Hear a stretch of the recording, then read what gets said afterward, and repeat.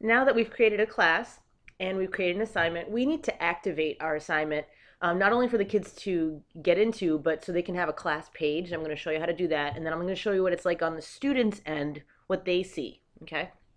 All right, back to class manager. So I'm on my teacher page. I'm going to class manager. The class that we made is called fifth grade RTI or whatever it is that you made your class.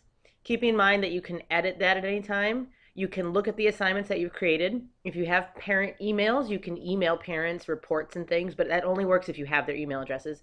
And if you just kind of don't like the whole thing, you made a mess, just go ahead and delete it and create a new one. Okay. So I'm going to go to class property or edit class here right now. Sorry, edit class.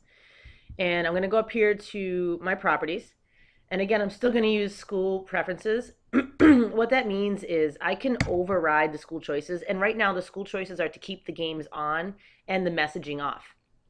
At any point, if you think your students are just being poops and you want to change them, take off their games, you can just come here and turn off the games. Okay. Or you can control when the games come on. For example, if you have a kid that's just clicking through and just trying to get to the games, you can go ahead and select one of these options. That person can only play a game if, let's say, their score is above 70. Okay. So the default right now is on, but you can go ahead and tweak that according to your students and how they're behaving. So I'm going to put this back here so I don't forget. Alrighty. Class page and assignment. Now, if you remember, we made an assignment number 1, and I think it was some math stuff. But if you go up here to the top, and this is kind of hard, it's easy to miss, so hard to see. Class page activated. You want your class page activated. So you want to hit yes on this. By the way, I'm still trying to get used to the touchpad, so if you see me do weird things, sorry. You want to activate your class page so that the kids have a place to go to. When they log in, they'll be like, oh, I'm going to go to blah, blah, blah's class, and this is where my assignments are. It just makes it a lot easier for them to find things instead of them going, where is this? I can't find it. Blah, blah, blah. So just hit yes for class page activated, okay? And everything else seems good. If you want to make another assignment for your class, you can add an assignment here and go through the same process that we did before. And I'm just going to show you. There was the create, practice, and instruction, which we did. There's also creating writing assignment. This has preloaded writing prompts in for my language arts teachers. If you guys want to try that, you're going to create an assignment.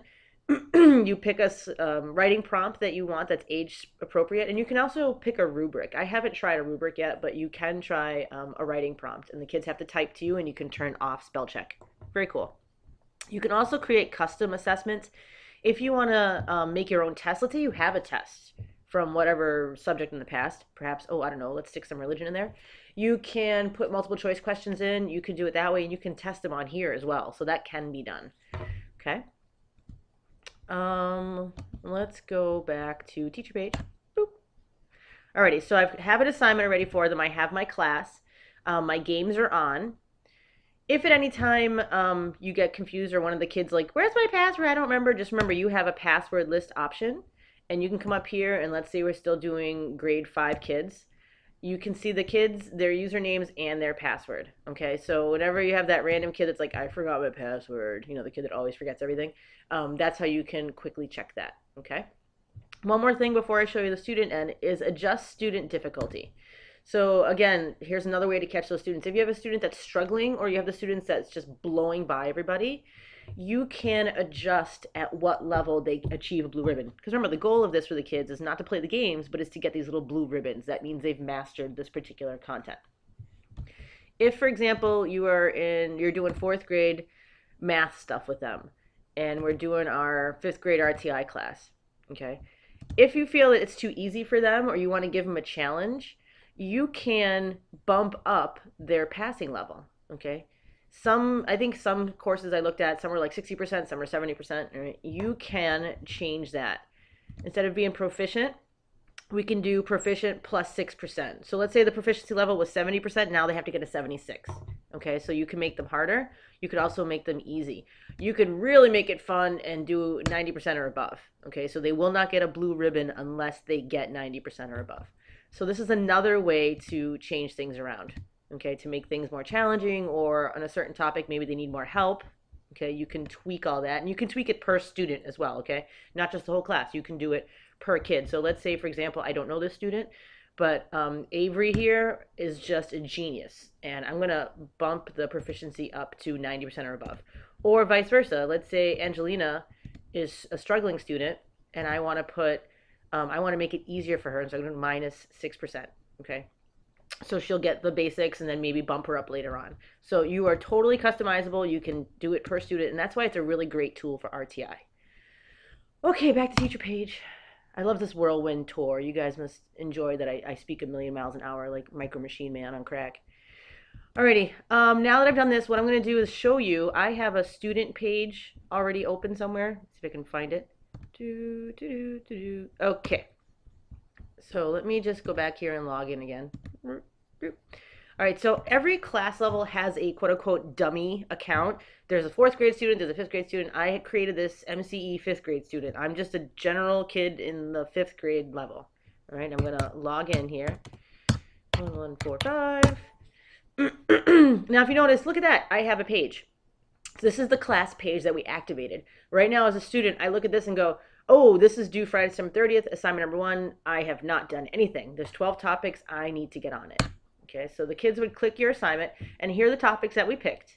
And they can go ahead and start whichever they want. They don't have to go in order. But what they miss, and the part that's important, is there are lessons.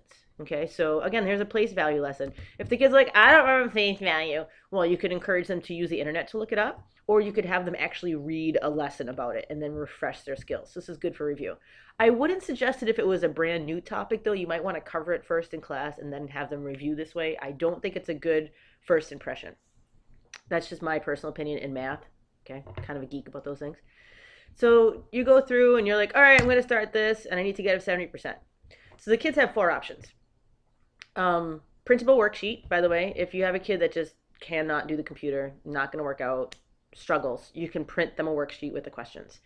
When the clickers are up and running again, when we get our software going, we can use clickers for this. And I'm not sure exactly how that would work individual. I think it has to be done as a group, or what you could do is print the worksheet and then they can individually respond on the clickers, I think. Give me a second on those, okay? I'll get back to you on that once clickers are up and running again. Most general is test mode. Test mode gives them questions. You can select the number of questions. I have 10 here. I'm going to select 10 questions.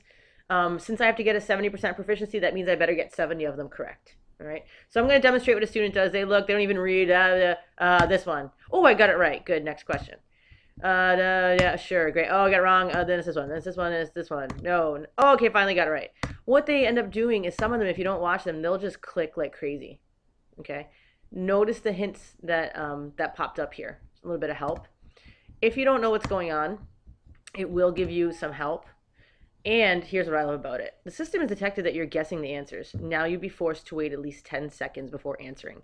This works to calm some kids down, but the ones that are the frequent clickers just get angrier. They just get, more mad. They want to click more. So be sure that you're watching the kids, you're talking them through here, because they have to understand if they don't achieve a blue ribbon, they have to keep doing it over and over again, and then they get more frustrated. So they should just do it right the first time. Okay, put some effort into it. Think of it like a real test. I'm going to end this study session here. Yep. Okay. Place value. I'm going to play it again, and I'm going to hit games this time.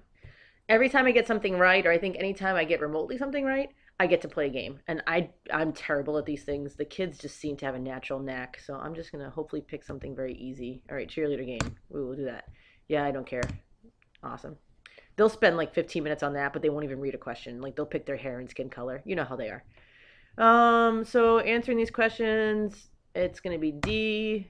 It's correct. And then I get to play a little game. Okay. Yeah, I have no idea what I have to do, so just pass that.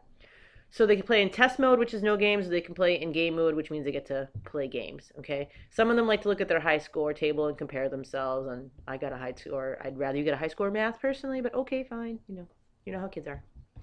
All right, that was my super long introduction going on with the assignments, how to make an assignment page, and what it looks like from the kids' point of view.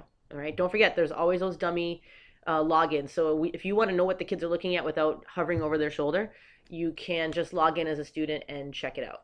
All right, this one's done for now.